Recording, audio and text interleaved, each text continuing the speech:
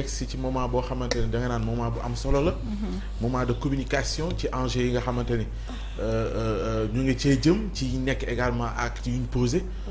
ci yow on va assister à un entretien boo xamante ni ce sera fourni en termes d'information. waaw je l'espère je pense que même ça va être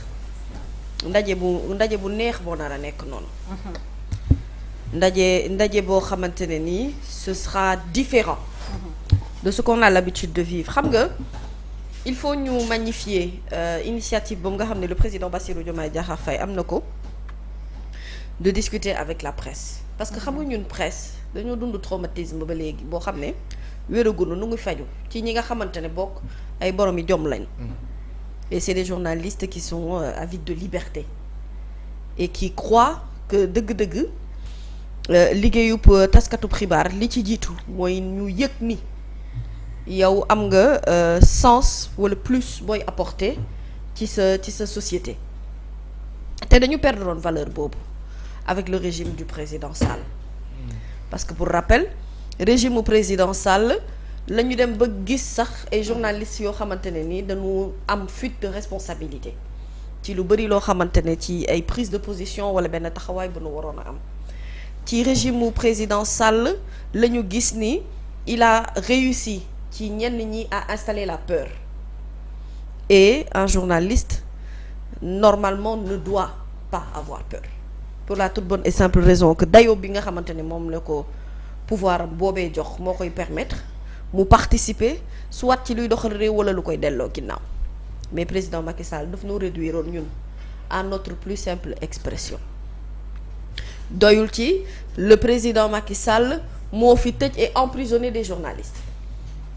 le président Macky Sall moo indil li nga xamante ne moom mooy journalistes yi manque de crédibilité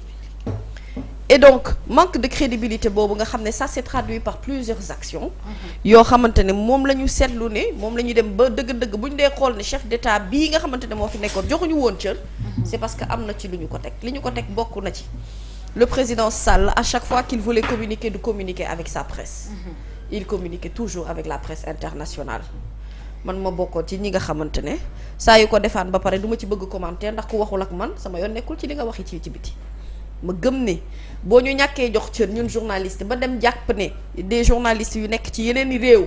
ñooñu ils sont plus adeptes à pouvoir traiter lépp lu jëm ci wàllum xibaar bi nga xamante ne moom nga bëgg a communiquer ma am fullaay man tamit bañ a commentaire lépp loo xamante ne ci loo wax ko ca le président Sall a fait beaucoup de mal à la presse sénégalaise et ñun même ñun suñu bopp tamit on s'est fait beaucoup de mal à nous-mêmes ci ñàkk xam suñu gëdd ak ñàkk xam suñu taxawaay on a un président nouveau xool ko kii li nu naqari lépp moo nu ko teg kii li nu am lu ñu jëlee suñu biir xol yépp ci moom la ñu ko jëlee te pourtant président Sall ba mu demee ba jaaxle de xamatul lu muy def ca la woote woon ndajem mooma ca biir ci biir palais ca ba présidence tànn ay journalistes am ñu ñëw toog mais le fait que kii moo dem ak kële moo dem ce n'était pas ce qui était important li ci amoon solo mooy ne au moins pour une fois le président Sall a décidé de s'asseoir avec une presse sénégalaise et de discuter avec cette même presse-là donc aujourd'hui si le président Bassirou Diomaye Diakhar Faye après 3 mois d'exercice bu ngeen concentré woo ma jël de barke Serigne Babacar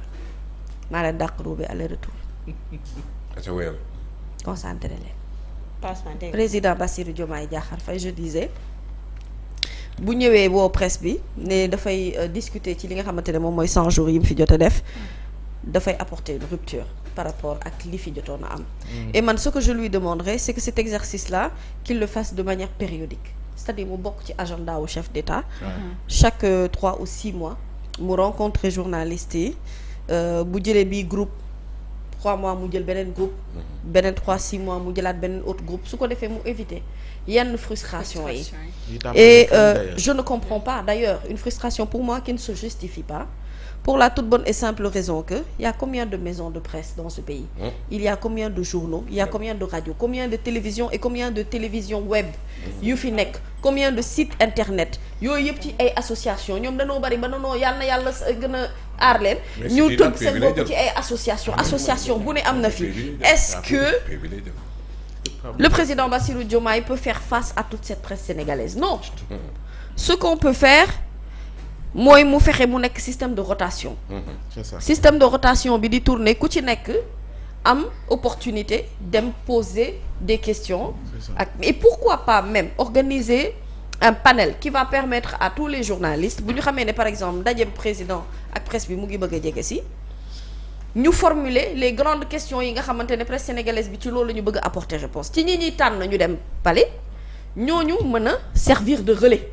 à la presse. Tout est question d'organisation. Mais bu ñu ko jiitalee rek ci affaire concurrence ak jiital ko ci affaire ki ñaan akub soxor li ñu bëgg duñu ko am te il faut ñu xam ne nous on n'est pas des ennemis entre nous. C'est ça. Les journalistes doivent s'unir boole suñu ay doole parce que ñun ñëpp même intérêt lañu am je pense mooy ne liggéeyal askan wi on n'est pas là pour travailler pour un gouvernement ni quoi que ce soit. Kon je ne comprends pas certaines attitudes comprendre ma yenn prise de position pour man loolu ñàkkub xam-xam la ak manque d'intelligence. Boo amee intelligence amub xam-xam da ngay ànd ak xol bu yaatu. Le fait que Sans Limite parte un tout autre groupe parte bu beneen groupe moo doon dem bu dul Sans Limite aurait soutenu li nga xamante ne moo fay dem et l'information sera accessible à tous loolu la ñu war a retenir mooy ne le président Diomaye en réalité ce qu'il fait c'est qu'il ne s'adresse pas à la presse il s'adresse à sa nation jaarale ko par la presse sénégalaise parce que presse mooy voix de relais. À quel moment ngeen di comprendre ne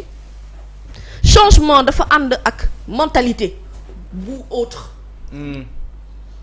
On n'est pas dans une ligne concurrentielle. Nekkuñu ci ligne concurrentielle li ñu nekk mooy on a un chef d'État qui a besoin de communiquer xam nga lu tax il a compris très vite que bu communiquer wul li ñuy liggéey pour ñu am ci gis-gis du yomb xam nga lu tax ruubekat yi fi nekk danoo am seen moyen de communication et ça marche. Pour que Sénégalais am la bonne information il faut que moom il travaille dans l'équilibre et puis moom ci boppam information bu baax bu di ko joxe te billaahi bu samedi jotee ba président Bassirou Diomaye Diakhar Faye jàkkaarloog journaliste yi li mu bëgg wax sénégalais yi dina ko wax te sénégalais yi dinañ ko dégg ci ni ñu ko war a déggee parce qu'il y a des questions phares yoo xamante ne sénégalais dañ cee soxla am ay leeral te gëm naa ne lii préoccupation Ibrahima ak keneen sur les questions dont le président a des éléments de réponse dina ko apporter ni mu ko war a apporter. Donc c'est une bonne chose que le président Bassirou Diomaye vienne avec l'initiative waxtaan ak ay journalistes waxtaan ak askan wi se servir de la presse pour qu'il serve de relais derrière et puis comme ce sera un débat télévisé à 21h bu ñëpp toog di seetaan loolu tamit c'est un tout autre rendez-vous demoon nañ fi ba discours à la nation kenn doonu ko woon seetaan. Diomaye indiwaat na loolu tey ci biir salon yi ñu toog naan ataaya teg caaf. di déglu sunu président mu ñuy développer ñuy commentaire ci biir kër yi ku d'accord ku d'accordul. loolu mën na démocratie di doxee. mu nekk un samedi boo xam ne xale yi duñu doxi ñëpp toog ci kër kenn du doxaani sax loolu tamit ñu waxaale. ma kii Mami Sam Ngoor kii Nabou. Mami yaa ngi dugal ay mun naa leen ñaan rek benn affaire bu ndaw. dafa am léegi bi ma taxawee fii. dama jeter benn coup d'œil ci commentaire yi. Oui. Et c'est très important da leen bàyyi xel ci